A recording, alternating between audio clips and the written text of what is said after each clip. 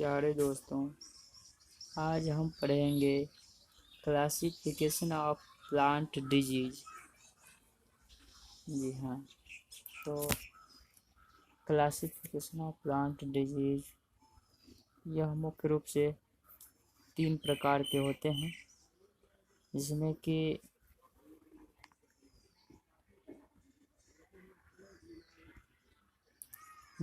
जो है पहला होगा काजल एजेंट। जी हाँ, पहला होगा काजल एजेंट। उसके बाद दूसरी होगा अकरेंस, यानी कि पाए जाने के आधार पे।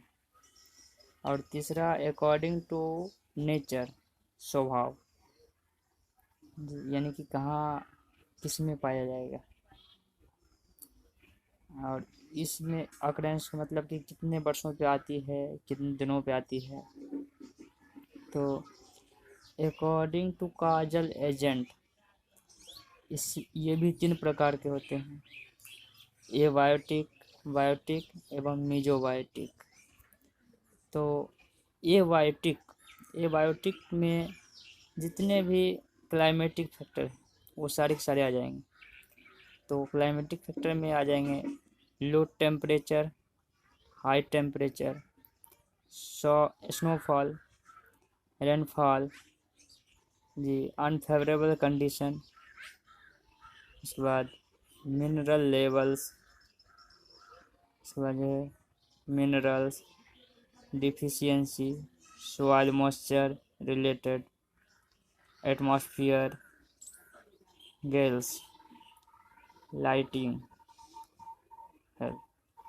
तो एबायोटिक फैक्टर ये सब आ गए हैं, जैसे कि आप लोग देख लिए कि low temperature, high temperature, snowfall, rainfall, unfavourable condition, mineral excel, mineral deficiency. और बायोटिक यानी कि जो जीवों के द्वारा होता है। तो बायोटिक को 2 भागों में बांटा गया है। पहला डिजीज इन्फेक्टेड बाय एनिमल, और इसी का दूसरा जो है disease infected by plant parasite. तो disease infected by animal parasite ये 2 प्रकार के होते हैं, इंसेक्ट एवं नेमेटोलॉजी। और तीसरा जो है सी प्रोटोजोआ, और डी जो है बर्ड, ई में रेट, एफ में अदर एनिमल। उसके बाद जो है इन्फेक्टेड बाय प्लांट पैरासाइट, तो इसके भी कई प्रकार हैं, bacteria, fungus, mycoplasma, algae, phanerogamic plant.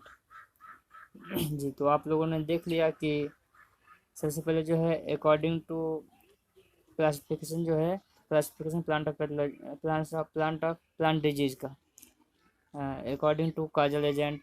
दूसरी जो है अकॉर्डिंग टू अकरेंस। तीसरी according to nature.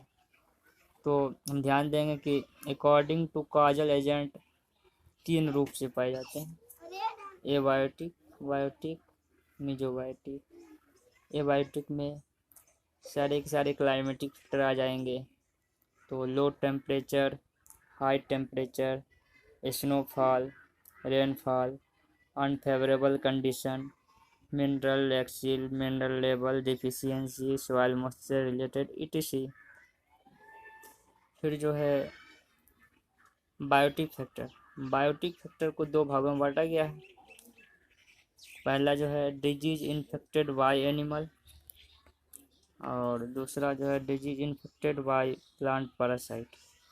Disease infected by animal parasite में जो है आ जाएंगे इंसेक्ट, नेमेटोलॉजी, उसके बाद protozoa, bird, rat, other animal. और disease infected by plant parasite, इसमें bacteria, fungus, mycoplasma, algae, phanerogamic plant etc। और फिर जो है अब आ जाती है अकॉर्डिंग टू अकरेंस कि कितने वर्षों पे आती है।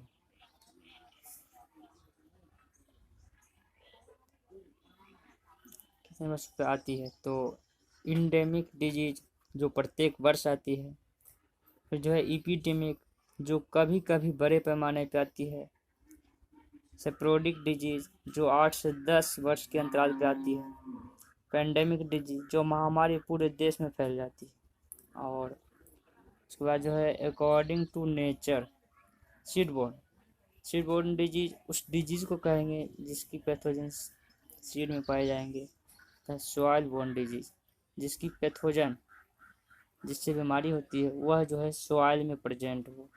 और एयरबोर्न डिजीज, एयरबोर्न डिजीज की जो पैथोजन है हवा में उड़ते हुए आते हैं और फसलों पे अटैक करते हैं और वो डिजीज फैलाते हैं।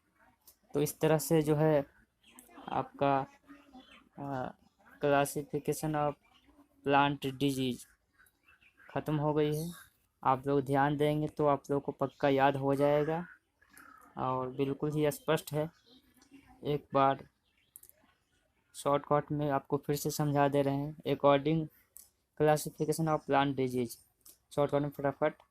According to causal agent, according to occurrence, according to nature. तो according to causal agent, abiotic, biotic, mesobiotic. Abiotic, biotic, mesobiotic. Abiotic में सारे क्लाइमेटिक फैक्टर आ गए, low condition, low temperature, high temperature, snowfall, rainfall. उसके बाद जो है moisture हो गया, मिनरल हो गया। उसके बाद फिर जो है बायोटिक में दो आ गए, disease infected by animal parasite एवं प्लांट पैरासाइट। तो एनिमल पैरासाइट में insect nematology, protozoa, bird, rat, other animal. और प्लांट पैरासाइट में bacteria, fungus, mycoplasma, algae, phanerogamic plant, ये सब हुए। और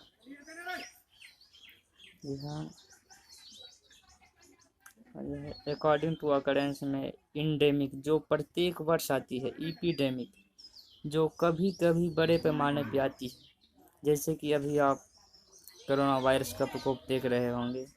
इस डिजीज़ को जो है हम ईपीडेमिक डिजीज ही कहेंगे। और पेंडेमिक डिजीज, महामारी पूरे देश में फैल जाती है जी दोस्तों। और according to nature, seed borne, soil borne, air borne. Seed borne जिसका पैथोजन सीड में प्रेजेंट हो, सॉइल बॉर्न जिसका पैथोजन सॉइल में प्रेजेंट हो, एयर बॉर्न जिसका पैथोजन एयर में प्रेजेंट हो। तो दोस्तों आप लोग को मुझे लगता है कि समझ में आ गया होगा। आप लोग एक बार फिर से देख लें और समझने की कोशिश करें। अगर समझ में ना आए तो आप लोग कमेंट के माध्यम से हमें बताएं, मैं ज़रूर उसको रिप्लाई दूंगा। Thank you.